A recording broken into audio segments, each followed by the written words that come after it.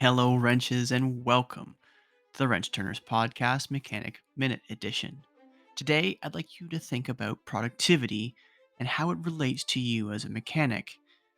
We're going to go into a little bit more detail, and so much so I got my thinking cap on here, and I'm just kind of diving right into it, trying to do this one take, so bear with me. If you happen to be in that middle section of the shop, this one's for you. And by middle section, I mean the ones that typically produce somewhere between 85 and 95% of your hours on the day. And what that looks like is if you've got a 10-hour day, you're producing 8 to 9 hours, give or take.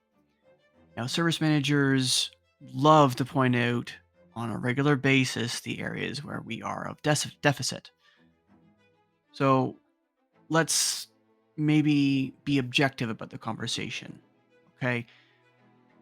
We've touched on the subject of productivity in the past on this channel, but let's dive a little bit deeper on that because we know they like to nag us every once in a while. So let's be objective. To be a mechanic, we are productive. In order to calculate production, it's quite simple. You take the build hours, you divide by the hours worked, and you get a percentage. So, in my circumstances as a coach, my clients, I'm looking for in their hours and their productivity, I'm looking for 120% efficiency.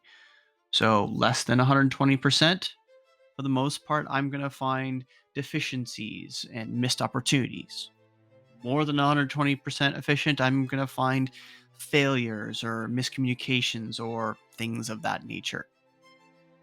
However, what does affect productivity but doesn't always get talked about, especially from management that has never been a technician, is the declined upsells.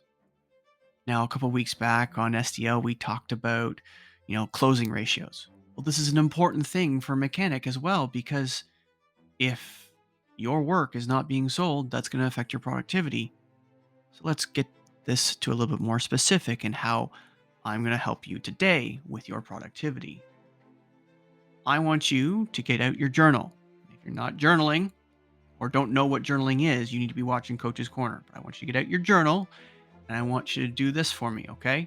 I want you to write down the work order number. I want you to write down the number of hours that are on that work order when it comes into your stall. I want you to write down the number of hours that you upsell once it's been in the stall.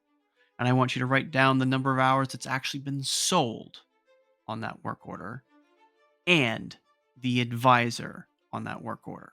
And I want you to do it for 10 business days. And after 10 business days, I want you to calculate the number of hours that weren't sold.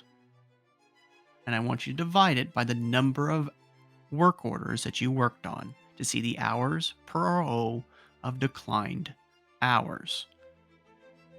So this is also going to create a pattern as well because you're going to be able to see, this advisor didn't sell this advisor didn't sell this advisor didn't sell this, so on and so forth. And you will likely find a pattern, especially in the larger shops when you have a diverse number of advisors. Maybe you get the bulk of one advisor over another.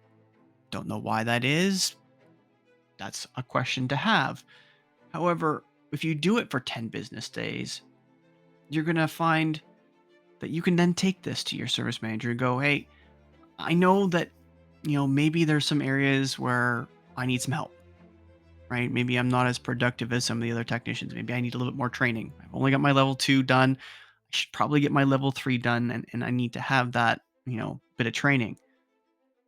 But after 10 days, I'm missing almost an hour, maybe an hour and a half per repair order that's not getting sold. How come? And then you can identify the advisors that are not selling anything, selling some, or selling lots. That's a great way for you to use that information to go, hey, Mr. or Mrs. Service Advisor, thank you very much for being a great closer. Because right now, folks, these 5 items, they can really help you, really objectively help you. And it might not fix anything after bringing this up to the service manager, but at least it's going to help you start to have a genuine conversation. Start the conversation. Because we are in a deficit in this industry. There's a lack of mechanics coming into this industry, and there's mechanics leaving.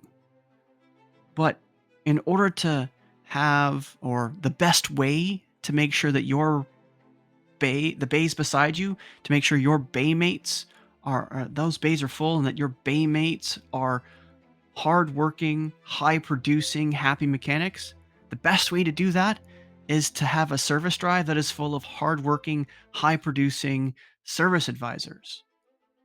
And you can help make sure the service manager, your fix op director, has the best information at their fingertips if you can bring them to that. So I appreciate you all for listening to another Mechanic Minute. Hopefully you journal.